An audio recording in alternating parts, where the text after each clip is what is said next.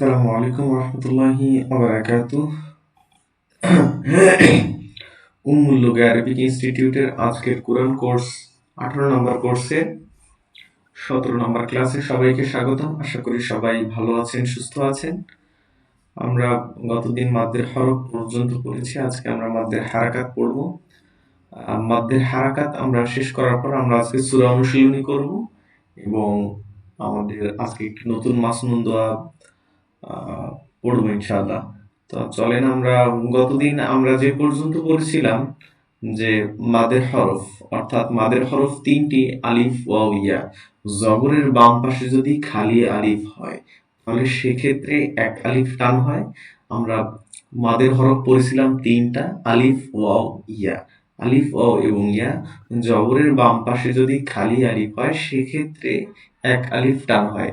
এক আলিফ টানটা কতক্ষণ? এক আলিফ টানটা একটি অক্ষর উচ্চারণ করার যে সময়, সেই একটি অক্ষর যদি আমরা দুইবার উচ্চারণ করি, যেমন হা হা হা হা, এই দুইটা অক্ষর উচ্চারণ করার যে সময় এক আলিফ পরিমাণ টাইমটা বা ডিউরেশনটা সেম। দুইবার একটি অক্ষর উচ্চারণ করার সময়টা হচ্ছে এক আলিফ পরিমাণ টান। ওকে, আমরা এবার দেখব আলিফ ওয়াও ইয়া। আমরা দেখলাম মাদের হরফ, জবরের বাম পাশে খালি আলিফ হলে এক আলিফ পরিমাণ টান হয় এবং জেরের বাম পাশে যদি জজম ওয়ালা ইয়া হয় সেক্ষেত্রে এক আলিফ টান হয়। যেমন বায়াজের বি, জেরের বাম পাশে যদি জজম ওয়ালা ইয়া হয় সেক্ষেত্রে এক আলিফ পরিমাণ টান হয়, যেমন বায়াজের বি। ওকে, এবার আমরা দেখব পেশ। পেশ হচ্ছে কি? ওয়াও। ওয়াও হচ্ছে কি? ওয়াও হচ্ছে মাদের হরফ। মাদের হরফ যদি পেশের বাম পাশে এই মাদের হরফ ওয়াও, জজম ওয়ালা ওয়াওটি আসে সেক্ষেত্রে এক আলিফ পরিমাণ টান হবে, যেমন বাও পেশ বু, বাও পেশ বু। তাহলে আমাদের মাদের হরফ আমরা কতদিন পড়ছি? এগুলো হচ্ছে আমরা বাসার কাজ দিছিলাম নাকি আপনারা সবাই এগুলো পড়া দিয়েছেন ভাইরা? আগের দিন এগুলো ধরেছিলাম তো। যাক আলহামদুলিল্লাহ, তাহলে আগের দিন যদি ধরে থাকি তাহলে দেখেন আজকে আমরা পড়লাম মাদের হরফ, এবার আমরা দেখব মাদের হরকত। আমরা মাদের হরফ পড়লাম, এবার দেখব মাদের হরকত। মাদের হরকত আমরা যেমন জবর জের পেশকে আমরা বলি। একটু বুঝিয়ে দিতেন, আমি তো ক্লাস করতে পারিনি, তার জন্য বলছিলাম একটু বুঝিয়ে দিতেন। আচ্ছা, দেখেন দেখেন মানে মাদের হরফ হচ্ছে তিনটি, আলিফ ওয়াও এবং ইয়া। এখন আপনি এগুলো কোথায় ব্যবহার করবেন? আলিফটা ব্যবহার করবেন যদি জবর, মাদ মানে দীর্ঘ করা, আমরা জানি মাদ মানে দীর্ঘ করা বা টেনে পড়া। এখন মাদের হরফ তিনটি, অর্থাৎ টেনে পড়া হরফ তিনটি, সেটা হচ্ছে আলিফ ওয়াও ইয়া। আর এগুলো কোথায় ইউজ হবে, কোথায় অ্যাপ্লাই হবে? জবরের বাম পাশে যদি খালি আলিফ হয় সেক্ষেত্রে এক আলিফ টান হবে, তাছাড়া অন্য কোথাও এক আলিফ টান হবে না। মানে আলিফের উপরে কিছু থাকবে না নাকি? হ্যাঁ, জবরের বাম পাশে দেখেন, এই যে জবরের বাম পাশে খালি আলিফ। মানে আলিফের উপরে কিছু থাকবে না, তাহলে হ্যাঁ টান মারতে হবে। হ্যাঁ, এরকম বিষয়টা না। দেখেন, আলিফের উপর সবসময় কিছু থাকবে না এমনটা না। যদি আপনি দেখেন এই খালি আলিফের পূর্বে জবর আছে, খালি আলিফের পূর্বে যখন দেখবেন জবর আছে সেক্ষেত্রে এক আলিফ টান হবে হুম। সেই অক্ষরটাতে। কোন অক্ষরটাতে? যে হা, যেমন হালিফ জবর হা, অর্থাৎ আলিফটা হচ্ছে মাদের হরফ, মাদের হরফ এবং মাদের হরফের পূর্বে, অর্থাৎ এই আলিফের পূর্বে যদি শুধু আলিফের পূর্বে জবর থাকে সেক্ষেত্রে এক আলিফ টান হবে। হালিফ জবর হা, খলিফ জবর খ, জিম আলিফ জবর জা, সিন আলিফ জবর সা, আইন আলিফ জবর আ, ওয়াইন আলিফ জবর গ, ফা আলিফ জবর ফা। তাহলে এবার আমরা দেখব মাদের হরফ যে আমরা তিনটা পড়লাম, আলিফ ওয়াও ইয়া। মাদ মানে কি পড়ছি? মাদ মানে দীর্ঘ করা, লং করা বা টেনে পড়া। এখন এই যে আলিফ ওয়াও ইয়া, এই ইয়া হচ্ছে যজম যুক্ত হতে হবে। আপনার এই ইয়াটা যে টেনে পড়বেন, ইয়াটা টেনে পড়ার ক্ষেত্রে জের হবে ডান দিকে, অর্থাৎ ইয়ার পূর্বে জের থাকবে। যদি জেরের পরে যজম যুক্ত ইয়া হয়, যদি জেরের পরে যজম যুক্ত ইয়া হয় সেক্ষেত্রে এক আলিফ পরিমাণ দীর্ঘ করে পড়তে হবে। বায়াজের বি, বায়াজের বি, বুঝতে পারছেন আশা করি। যদি জেরের বাম পাশে জজম ওয়ালা ইয়া হয় সেক্ষেত্রে একালিফ টান হবে। মনে করেন এখানে আছে বাইয়া জবর বাই, সেক্ষেত্রে কি আপনি টানবেন? এই যে বাতে আছে আপনার জবর, সেক্ষেত্রে তো আর ইয়াতে টান হচ্ছে না। এখন যদি ইয়ের মানে পূর্বে যে, বাজের বি থাকলে হবে নাকি? হ্যাঁ, বাইজের বি থাকলে হবে, জবর থাকলে হবে না? না, এটা তো এটাই বলছে যে জেরের পরে জজম ওয়ালা ইয়া, এইখানে আপনার রুলসটাই হচ্ছে এটা, জেরের পরে জজম ওয়ালা হুম ইয়া থাকতে হবে, সেক্ষেত্রে একালিফ টান হবে। বুঝতে পেরেছেন ভাই? হুম, বুঝতেছি। আপনার মাদ মানে দীর্ঘ করা, মাদের রুলস হচ্ছে টেনে পড়তে হবে। এখন মাদের হরফ আমরা জানলাম তিনটা, আলিফ ওয়াও ইয়া। এই আলিফ ওয়াও ইয়া এগুলো কোথায় কোথায় অ্যাপ্লাই হবে? জবরের বাম পাশে যদি খালি আলিফ হয় সেক্ষেত্রে এক আলিফ টান হবে, এবং জেরের বাম পাশে যদি জজম ওয়ালা ইয়া হয় সেক্ষেত্রে এক আলিফ টান হবে। এবং ওয়াওটা, এই যে মাদের হরফ ওয়াও, এই ওয়াওটা কখন হবে? যদি পেশের বাম পাশে জজম ওয়ালা ওয়াও থাকে সেক্ষেত্রে একালিক পরিমাণ টান হবে। যেমন এখানে আমরা বাইয়াজের বি, অর্থাৎ এই যে জের, বাইয়াজের বি, এই যে জেরের বাম পাশে, এই যে এটা হচ্ছে জের, বায়ের নিচে জের আছে অর্থাৎ এটা জের, জেরের বাম পাশে যদি জজম ওয়ালা ইয়া থাকে, এই যে জজম ওয়ালা ইয়া, সুতরাং হচ্ছে জেরের বাম পাশে যদি জজম ওয়ালা ইয়া থাকে সেক্ষেত্রে একালিক পরিমাণ টান হবে। যেমন বাইয়াজের বি। এবার আমরা যেমন পেশ করব, অর্থাৎ ওয়াও পড়বো, এই যে পেশের বাম পাশে যদি যজমওয়ালা ওয়াও হয় সেক্ষেত্রে কিন্তু একালি পরিমাণ টান হবে। এখানে যদি বা ওয়াও জবর, এখানে যদি বায়ের উপর জবর থাকতো সেক্ষেত্রে কি টান হইতো? না, টান হইতো বা ওয়াও জবর বাউ। কিন্তু এখানে পেশের বাম পাশে ওয়াও হওয়ার ক্ষেত্রে একালি টান হচ্ছে, যেমন বা ওয়াও পেশ বু। আশা করি বুঝতে পেরেছেন। এখন আমরা হুম, জি বুঝলাম। মাদের হরফ পড়লাম, এবার আমরা মাদের হরকত পড়বো, অর্থাৎ এই যে আলিফ ওয়াও ইয়া এগুলো না থাকেই কিন্তু একালিক পরিমাণ টান হবে। মাদের হরফ আমরা পড়লাম যে আলিফ ওয়াও ইয়া, এই তিনটে হরফকে মাদের হরফ বলে। এই তিনটে হরফকে দীর্ঘ করে পড়ার জন্য তিনটি অ্যাপ্লাই আমরা দেখলাম, যে জবরের বাম পাশে খালি আলিফ, জেরের বাম পাশে জজম ওয়ালা ইয়া এবং পেশের বাম পাশে জজম ওয়ালা ওয়াও। এই তিনটে আমরা বিষয় পড়লাম। এবার আমরা দেখব যে ওই আলিফ ওয়াও ইয়া ছাড়াই একালিফ টান কেন হচ্ছে। আলিফ ওয়াও ইয়া ছাড়া কেন একালিফ টান হচ্ছে আগে এটা বুঝতে হবে। আলিফ ওয়াও ইয়া ছাড়া একালিফ টান হবে, যেমন আমরা আমরা জবর পড়ছি, জবর জের পেশকে আমরা হরকত বলি, জবর জের পেশকে আমরা হরকত বলি, দুই জবর দুই জের দুই পেশকে আমরা বলবো তানবিন। জবর জেরকে যে আমরা হরকত বলবো, আর এটাকে আমরা বলছি মাদের হারাকাত, এটাকে আমরা বলছি মাদের হারাকাত, অর্থাৎ এই যে জবরটার জায়গায় হবে খাড়া জবর। যখন খাড়া জবর কোনো একটা অক্ষরে থাকবে তখন ভেবে নিবেন যে এটা মাদের হারাকাত, এটা কিন্তু শুধু হরকত না। এই যে এটা হচ্ছে মনে করেন খাড়া জবর, এটা হচ্ছে খাড়া জবর, তখন কিন্তু একালিক পরিমাণ টান হবে। কোনো অক্ষরের উপর যদি দেখেন যে এই খাড়া জবর আছে, এই খাড়া জবর আছে, তখন কিন্তু একালিক পরিমাণ টান হবে। তখন কিন্তু ইফ ওয়াও ইয়া আমরা যে পড়ছিলাম ওইটা রুলস আর নাই, তখন কিন্তু আবার এইটা রুলস, যদি খাড়া জবর খাড়াজের উল্টা পেশ থাকে সেক্ষেত্রে কিন্তু মাদের হারকাত হবে। অর্থাৎ এখানে যে আমরা পেশের বাম পাশে ওয়াও পড়ছিলাম, ঠিক যতক্ষণ আমরা এই পেশের বাম পাশে ওয়াও হয়ে আমরা টানছি, যেমন বা ওয়াও পেশ বু, তখন যদি বা উল্টা পেশ বু, সেম টানবো। যখন বায়ের পরে যখন ওয়াও থাকবে না, অর্থাৎ পেশের বাম পাশে যখন ওয়াও থাকবে না, তখন কিন্তু আমরা, যদি উল্টা পেশ থাকে তখন কিন্তু আমরা সেক্ষেত্রে একালিক পরিমাণ সেম আমরা যে টানছিলাম এখানেও সেম টানবো। এখন দেখেন এই যে জবর এরকম আমরা পড়ছিলাম, জের আমরা পড়ছিলাম এরকম, পেশ পড়ছিলাম আমরা এরকম, কিন্তু আমরা মাদের হরকত, তিনটাকে আমরা বলতেছি হরকত, এক জবর এক জের এক পেশকে হরকত বলি। আর আমরা যখন উল্টা পেশ থাকবে তখন কিন্তু একালিক পরিমাণ টানবো, তখন বুঝবো যে এটা মাদের হরকত, মাদের হরকতের সিম্বল, মাদের হরকতের চিহ্ন, এটা আমরা তখন ভাববো। হরকত আলাদা, মাদের হরকত আলাদা। মাদের হরকত হলে মাদ মানে কি? অবশ্যই মাদ মানে দীর্ঘ করা। এখন তখন আমরা উল্টা পেশ হলো তখন ভাববো যে এটা মাদের সিম্বল, অর্থাৎ একালিক পরিমাণ টান হবে। ওকে, একালিক পরিমাণ কতক্ষণ? একালিক পরিমাণ হচ্ছে দুইটা অক্ষর উচ্চারণ করার যে সময়, সেই দুইটা উচ্চারণ করার যে সময় সেটা হচ্ছে আমরা একবারই উচ্চারণ করবো, সেটা হচ্ছে সেই দীর্ঘ করার সময়টাকে আমরা মাদ বলছি। ওকে, তাহলে যদি কোনো একটি অক্ষরের নিচে থাকে খারাজের, মনে করেন হামজা জের ই, আবার মনে করেন যে হামজা জবর খারা জবর আ, হামজা খারা জবর আ, হামজা খারা জের ই,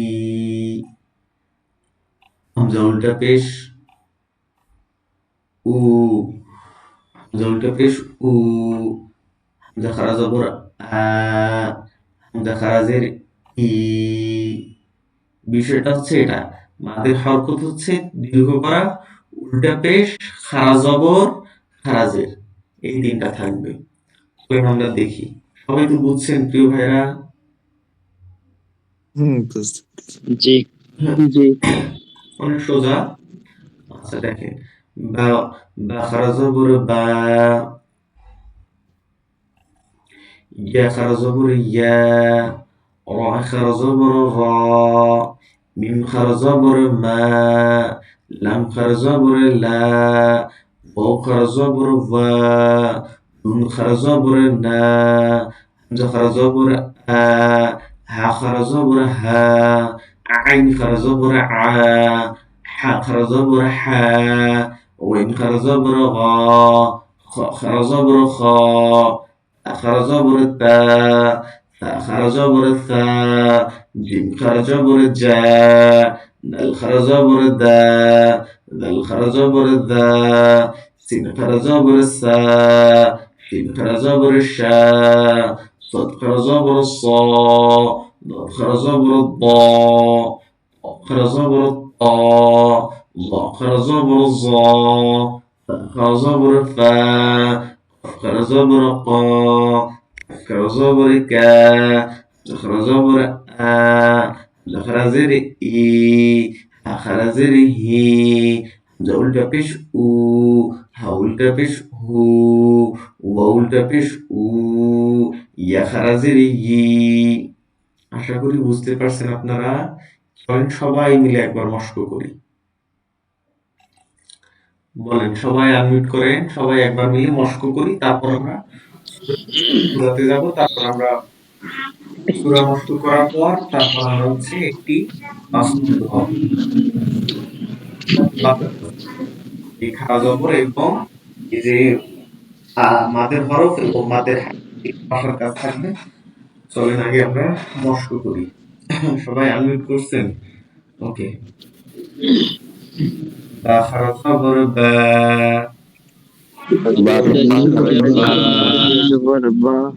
সবাই একসাথে,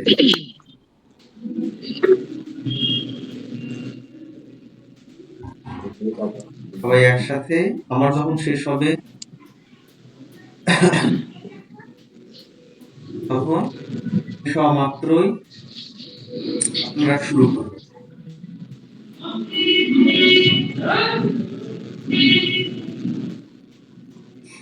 বা খাড়া জবর বা, বা খারা জবর বা, ইয়া খাড়া জবর ইয়া, ইয়া খারা জবর ইয়া, খাড়া জবর র, রা খারা জবর খারা জবর রা, রা, মিম খাড়া জবর মা, মিম খারা মিম জবর খারা জবর মা, মা, লাম খাড়া জবর লা, লাম খারা লাম খারা জবর জবর লা, লা, ওয়াও খাড়া জবর বা, ওয়াও খারা ওয়াও জবর খারা জবর ওয়া, খাড়া জবর না, মিম খারা জবর খারা না, জবর না, খাড়া জবর আ, হামজা খারা হামজা জবর খারা আ, জবর আ, খাড়া জবর হা, হা খারা খারা জবর জবর হা, হা, আইন খাড়া জবর আ, আইন খারা আইন জবর খারা আ, জবর আ, খাড়া জবর হা, হা হা খারা খারা জবর জবর হা, হা, ওয়াইন খাড়া জবর গা, বান খারা ওয়াইন জবর খারা বা, জবর গা, খ খাড়া জবর খ, খারা জবর খ, তা খাড়া জবর তা, তা তা খারা জবর খারা তা, জবর তা, তা জবর তা, তা খারা তা জবর খারা তা, জবর তা, জিম খরজা বড় যা জিম খরচ দাল খরজা বড় দা দাল খরচ খরজা বড় দা চা খরচ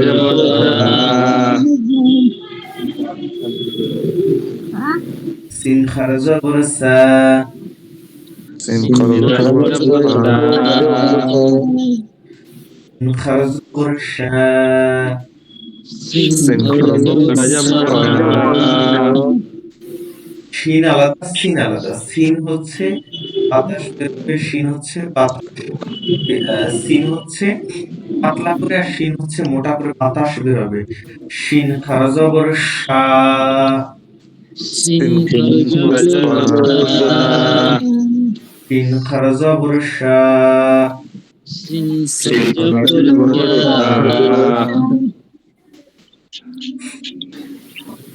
বড় স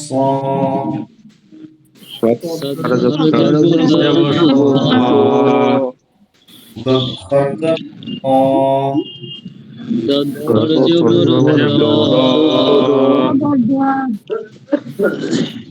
বড় ক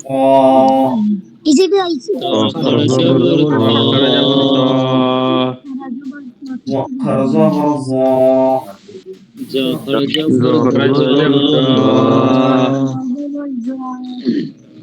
খারাজা বড় ফা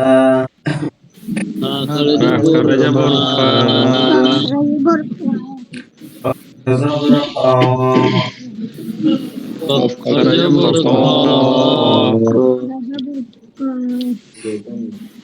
كاف كزبر كا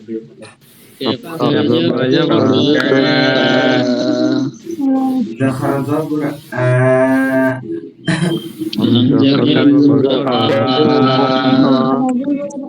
حمزة زر إي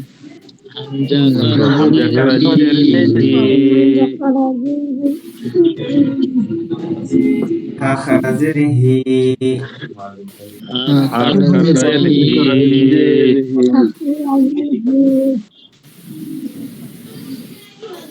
حمزة والتفش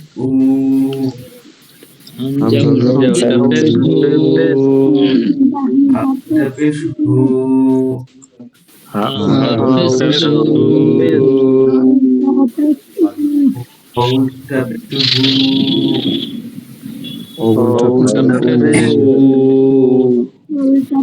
يا خازر هي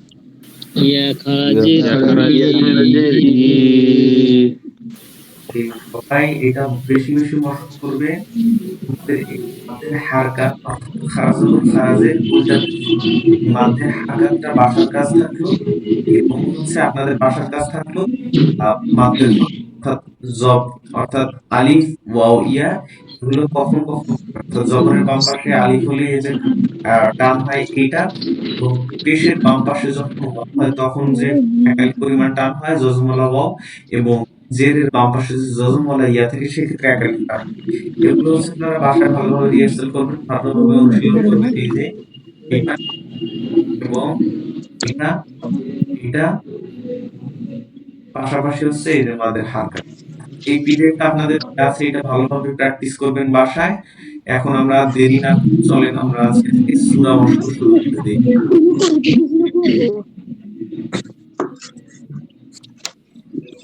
আমি একটা করে আয়াত বলবো যতটুকু করে বলবো যেভাবে করে বলবো যতটুকু যেভাবে শুদ্ধ করে বলবো আপনারা সেভাবে শুদ্ধ করে পড়ার ট্রাই করবেন শুদ্ধ করে বলবো মনোযোগ দিয়ে শুনবেন আমার বলা শেষ হয়ে যাবে আপনারা ওভাবে বলার চেষ্টা করবেন ইনশাআল্লাহ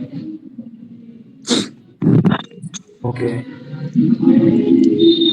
বলুন أعوذ بالله من الشيطان الرجيم أعوذ بالله من الشيطان الرجيم সুন্দরভাবে বলুন أعوذ بالله من الشيطان الرجيم أعوذ بالله من الشيطان الرجيم أعوذ بالله من الشيطان الرجيم أعوذ بالله من الشيطان الرجيم بسم الله الرحمن الرحيم بسم الله الرحمن الرحيم الحمد لله رب العالمين الحمد لله رب العالمين الحمد لله رب العالمين الحمد لله رب العالمين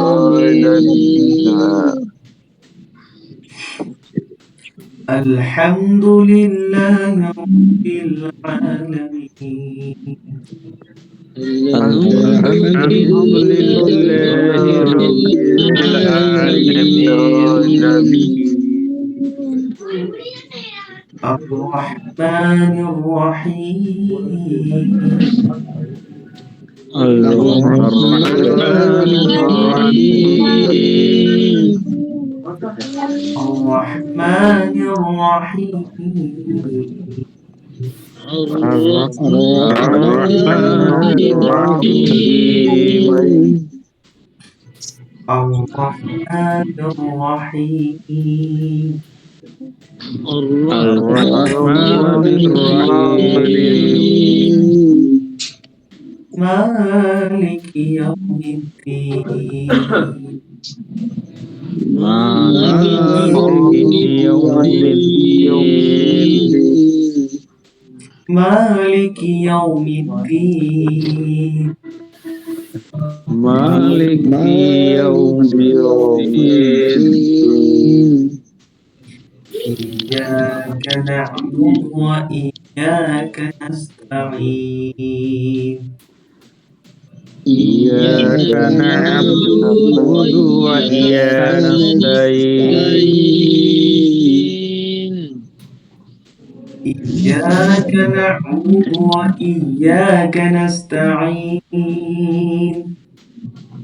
إياك نعبد وإياك نستعين اهدنا الصراط المستقيم اهدنا الصراط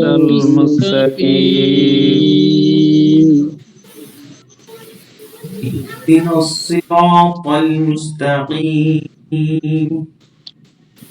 اهدنا الصراط المستقيم صراط الذين أنعمت عليهم صراط الذين أنعمت عليهم صراط الذين أنعمت عليهم صراط الذين أنعمت عليهم صراط الذين أنعمت عليهم صراط الذين أنعمت عليهم عند أنعمت عند أنعمت عليهم صراط সি সজ্জের আমরা কি করছি সি সি র অক্ষরের উপর এখানে আলিফ আছে র দেখেন এখানে টান কেমন হবে যে জবরের বাম পাশে দেখেন আপনারা আগে বুঝেন এই যে জবরের বাম পাশে কিন্তু খালি আলিফ তার মানে এক আলিফ টান হবে সিরাতাল্লাযী দাল এই যে জেরের বাম পাশে কিন্তু জজমা লাগিয়ে এক আলিফ টান হবে এখানে এক আলিফ টান হবে না আমরা যে মাদের হরফ যে পড়ছিলাম আলিফ ওয়া ইয়া যে জেরের বাম পাশে কিন্তু জজমা লাগিয়ে তার মানে এক আলিফ টান হবে তাহলে এখানে জবরের বাম পাশে আলিফ, এখানে এক আলিফ টান হবে, জেরের বাম পাশে জজমালা ইয়া, এখানে এক আলিফ টান হবে। তো দেখেন সিরাতাল, সিরাতাল্লাযী, দালটা স্পষ্ট করে, সিরাতাল্লাযীনা আন'আমতা আলাইহিম। صراط الذين أنعمت عليهم عليهم ভালোভাবে বলুন, সিরাতাল্লাযীনা صراط الذين صراط الذين صراط الذين أنعمت عليهم غير المغضوب عليهم ولا الضالين.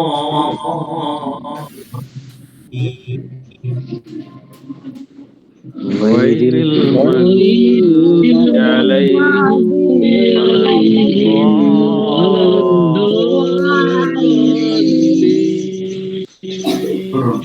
غير المغضوب, এখানে কিন্তু এই যে পেশের বাম পাশে জজমালা ওয়াও, এখানে এক আলিফ টান হবে।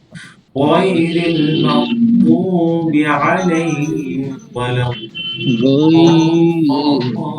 غير المغضوب عليهم ولا الضالين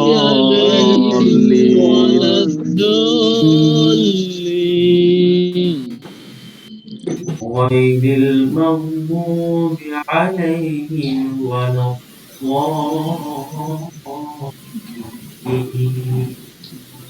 غير المغضوب عليهم ولا الضالين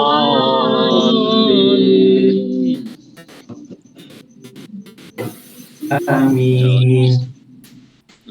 آمين তাহলে আপনারা এই সূরাটা যে পড়ালাম, এই সূরাটা হচ্ছে আপনারা বাসায় মুখস্থ করবেন। অর্থাৎ এই সূরা ফাতিহা পড়ালাম, দরকার হলে আপনারা আবার ওটা শুনবেন, ওটা শুনে যেভাবে পড়িয়েছি এভাবেই পড়বেন এবং এই সূরাটা সম্পূর্ণ মুখস্থ করবেন, কারণ এই সূরাটা ছাড়া নামাজ সম্পূর্ণই হয় না। আপনারা এই সূরাটা মুখস্থ করে নেবেন। আর জি ভাই, একটু আসছি ভাই, একটু পড়াচ্ছি তো আসছি।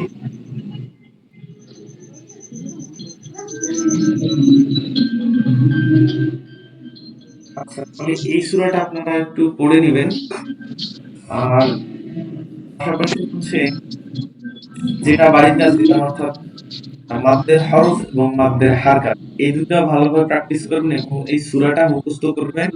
এগুলো সবার মুখস্থ আছে, বাট এই যে শুদ্ধভাবে পড়ার যে বিষয়টা, এটা সবাই আবার পড়বেন ভালোভাবে। ভিডিওটা আবার দেখবেন, আমি আজকে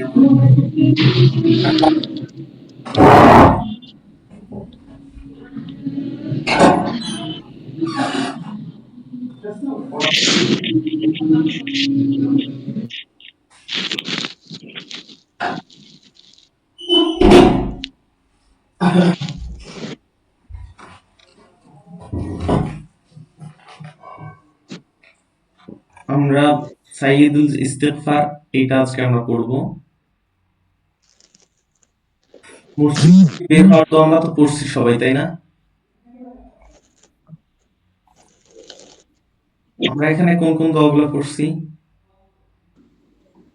টয়লেট অবধি ছিল, টয়লেটে ঢোকা। বের হওয়ার দোয়া পড়িনি আমরা? না, বের হওয়া হয়নি, ঢোকা অবধি ছিল। আচ্ছা দেখেন, তাহলে বের হওয়ার দোয়াটা হচ্ছে কি, আলহামদুলিল্লাহিল্লাযী আযহাবা আন্নাল আযা ওয়া আফানি। আলহামদুলিল্লাহিল্লাযী, সবাই বলুন আলহামদুলিল্লাহিল্লাযী। الحمد لله الذي এই পড়াচ্ছি, আগে শুনো। আলহামদুলিল্লাহিল্লাযী,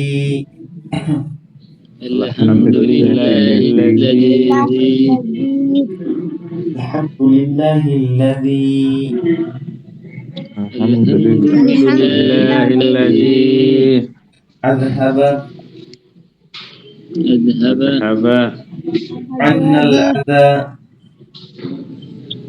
الأذى আন্নাল আযা أن الأذى وعافاني وعافاني ওয়াআফানি। وعافاني তাহলে এটা হচ্ছে টয়লেট থেকে বের হওয়ার দোয়া। এটা মুখস্থ করবেন। এটার মানে আমরা একটু দেখে নিই। সমস্ত প্রশংসা আল্লাহর, যিনি আমার হতে কষ্টদায়ক বিষয়সমূহ দূর করেছেন এবং আমাকে নিস্তার দিয়েছেন। কিন্তু হাদিসের একটা অংশ। সমস্ত প্রশংসা আল্লাহর, যিনি আমাকে কষ্টদায়ক বিষয়সমূহ দূর করেছেন এবং আমাকে নিস্তার দিয়েছেন। এটা হাদিস আবু দাউদ এবং ইবনে মাজাহ বর্ণিত হাদিস। আমরা এই যে ৩টা বাক্যাস দিলাম, টয়লেট থেকে বের হওয়ার দোয়া এবং হচ্ছে সূরা ফাতিহাটা শুদ্ধভাবে পড়া এবং মুখস্থ সবার থেকেই শুরু, এবং মাদ্দের হরফ এবং মাদ্দের হারাকাত A to Z সব কিছু আপনাদের থেকে শুনবো। আজকের ক্লাস এ পর্যন্তই। সবাই যারা উপস্থিত ছিলেন সম্পূর্ণ ক্লাস তারা প্রেজেন্ট দিবেন। আমি আজকের ক্লাসটা সুন্দর, মানে একটু সংক্ষিপ্ত তো, আজকের ক্লাসটা আমি দ্রুত আপলোড দিয়ে আপনাদের দ্রুত দিয়ে দেবো। সবাই রোল প্রেজেন্ট দেন। ভালো থাকবেন, সুস্থ থাকবেন। আসসালামু আলাইকুম। ওয়ালাইকুম